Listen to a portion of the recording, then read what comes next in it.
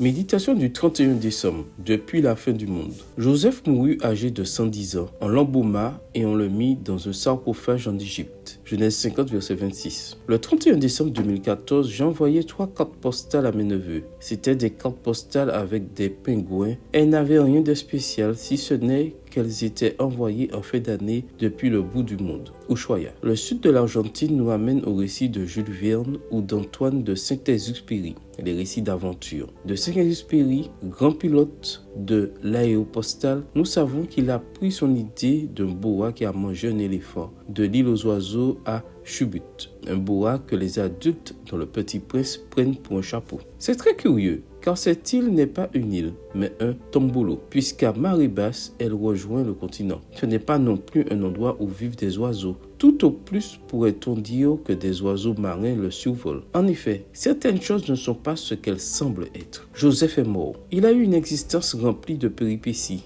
Il a connu les expériences les plus sombres et les plus merveilleuses. Il se distinguait comme un beau jeune et comme un vieil homme sage. Il connut des temps de vaches grasses et des temps de vaches maigres. De nombreux Hyksos, un peuple de bergers, pensaient qu'il était l'un d'eux et ils ont régné ensemble. Beaucoup d'Égyptiens, un peuple aux traditions supramondaines, pensaient qu'il était l'un d'entre eux et l'ont embaumé. Mais Joseph n'était ni Hyksos ni Égyptien. C'était un Hébreu qui faisait confiance au Dieu d'Abraham, d'Isaac et de Jacob. Son espérance était en l'Éternel et dans ses promesses. Alors, Joseph a connu sa fin dans un pays lointain, au sud, dans la paix. Jean nous a envoyé une lettre d'une île perdue de la Méditerranée. Une lettre sur des sujets qui semblent être une chose et qui en sont une autre, sur la fin des temps, personnelle et universelle. C'est un texte qui se distingue parce qu'il souligne que l'essentiel est invisible aux yeux et l'essentiel c'est que Dieu participe à l'histoire et s'engage envers nous. À un moment donné, dans Apocalypse 22, versets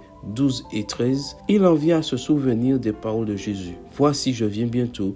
Et j'apporte avec moi ma rétribution pour rendre à chacun selon son œuvre. Je suis l'alpha et l'oméga, le premier et le dernier, le commencement et la fin. » Nous finissons l'année et en commençant une nouvelle. L'endroit où nous sommes peut sembler être le bout de la terre, mais il est à 2 pas de lieux nouveaux et spectaculaires. En effet, les choses ne sont pas ce qu'elles semblent être. Et quoi qu'il arrive, comme il a fait pour Joseph ou Jean, Dieu nous accompagne et nous accompagnera. Amen. Bonne journée à toi, que le Seigneur te bénisse.